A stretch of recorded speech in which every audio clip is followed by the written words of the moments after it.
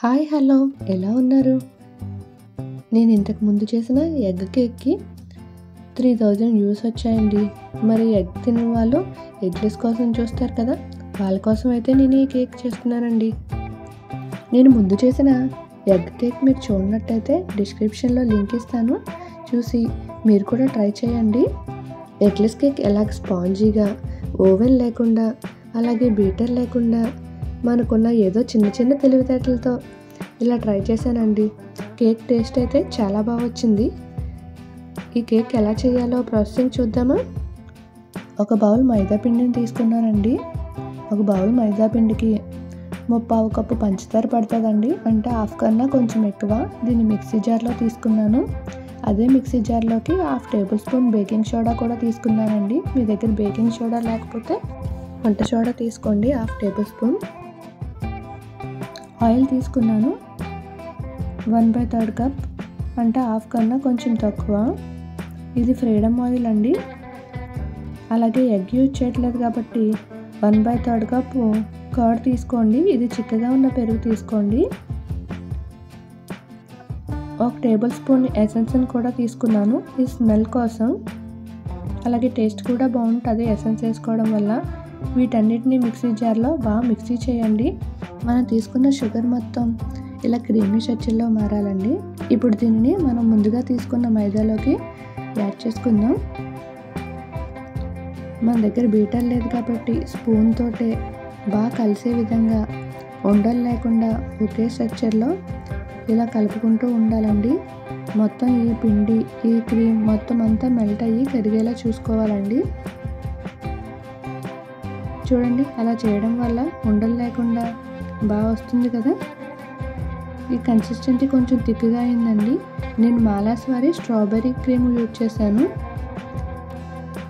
ఇది ఆప్షనల్ మాత్రమే, మా ఇంట్లో ఉందని యూజ్ చేశాను.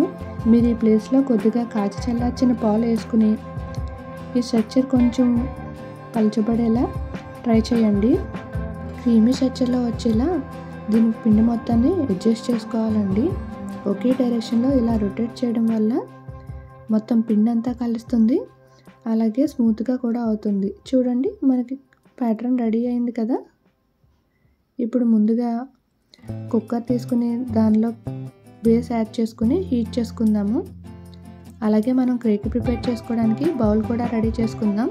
కొద్దిగా ఆయిల్ యాడ్ చేసుకుని అందులో మైదా వేసి బౌల్ రెడీ చేస్తున్నానండి.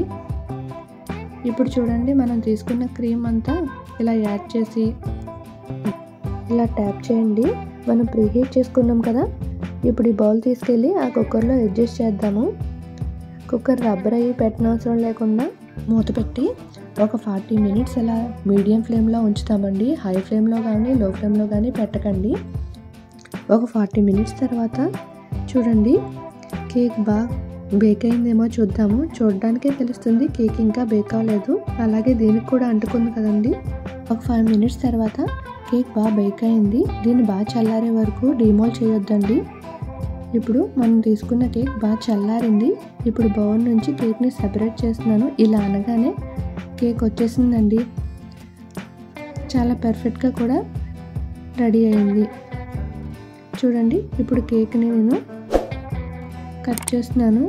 ఒక థ్రెడ్ సహాయంతో థ్రెడ్ని అలా పెట్టుకుని కట్ చేయడం వల్ల కరెక్ట్గా షేప్ పర్ఫెక్ట్గా వస్తుందండి. మనకు కంగారు ఎక్కువ, ఫాస్ట్గా లాగేసాము. ఇలా లేయర్స్లా తీసుకుని క్రీమ్ యాడ్ చేసి డెకరేట్ చేస్తున్నాను. అవసరం లేదనుకున్న వాళ్ళు ఇలా తినేయండి. ఇప్పుడు ఒక బౌల్లోకి షుగర్ తీసుకున్నాను. ఆ షుగర్ని మిక్సీ జార్లో ట్రాన్స్ఫర్ చేసుకుని షుగర్ పౌడర్ చేసుకుందామండి. అలాగే ఈ షుగర్లో థిక్నెస్ కోసం 1 టేబుల్ స్పూన్ కార్న్ఫ్లవర్ కూడా యాడ్ చేసుకున్నాను. ఈ పౌడర్ మొత్తం మిక్సీ పట్టి ఇదిగో ఇలా ఉంచుకున్నానండి. ఇప్పుడు బటర్తో క్రీమ్ ప్రిపేర్ చేస్తున్నాను.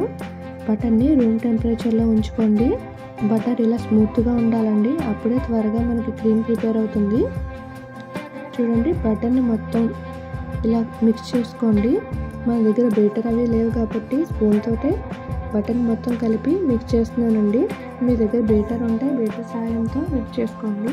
మనం తీసుకున్న ఐసింగ్ షుగర్ని కొద్ది కొద్దిగా ఈ బటర్లోకి యాడ్ చేసుకుని కలుపుకోవాలండి. మొత్తం బటర్ అండ్ ఐసింగ్ షుగర్ బాగా కలిసే విధంగా కొద్దిగా ఐసింగ్ షుగర్ యాడ్ చేసుకుని ఇలా అడ్జస్ట్ చేసుకుని మొత్తం ఐసింగ్ షుగర్ బటర్ అంతా కలిసే విధంగా కలుపుకున్నాను. ఇప్పుడు 1 టేబుల్ స్పూన్ ఎసెన్స్ కూడా తీసుకున్నాను. ఇలా ఎసెన్స్ యాడ్ చేయడం వల్ల టేస్ట్ బాగుంటుందండి. మొత్తం దీన్ని అంతా ఇలా కలుపుకుని ఉంచుకోండి. ఈ క్రీమ్ని కేక్ డెకరేషన్ కోసం కోన్ షేప్లో ఒక కవర్ రెడీ చేసుకుని ఈ క్రీమ్ని అందులో కొద్దిగా ఫిల్ చేశానండి. ఒక ప్లేట్ తీసుకుని దాని మీద కొద్దిగా ఇలా క్రీమ్ యాడ్ చేశానండి. అలాగే మనం లేయర్స్గా కట్ చేసుకున్నాం కదా, ఫస్ట్ లేయర్ని అయితే ఫస్ట్ యాడ్ చేశానండి. దాని మీద కూడా కొద్దిగా క్రీమ్ యాడ్ చేశాను. ఇలా కేక్ మొత్తం క్రీమ్ యాడ్ చేసుకుని ఒక్కొక్క లేయర్ అడ్జస్ట్ చేసుకుని అలా కేక్ని అయితే డెకరేషన్ చేశానండి. మొత్తం ఈ గ్యాప్స్ లేకుండా ఈ బటర్ క్రీమ్ని మొత్తం కేక్ అంతా యాడ్ చేసుకుని ఇలా కేక్ని అయితే రెడీ చేశానండి. మనకు కొద్దిగా క్రీమ్ ఉండిపోయింది, అందాక చూపించిన స్ట్రాబెర్రీ క్రీమ్ యాడ్ చేసుకుని దాన్ని కూడా యూజ్ చేసి ఇలా డెకరేషన్ చేశానండి. నా వీడియో మీకు నచ్చినట్టయితే లైక్ చేయండి, సబ్స్క్రైబ్ చేయండి. Thank you for watching. Happy new year.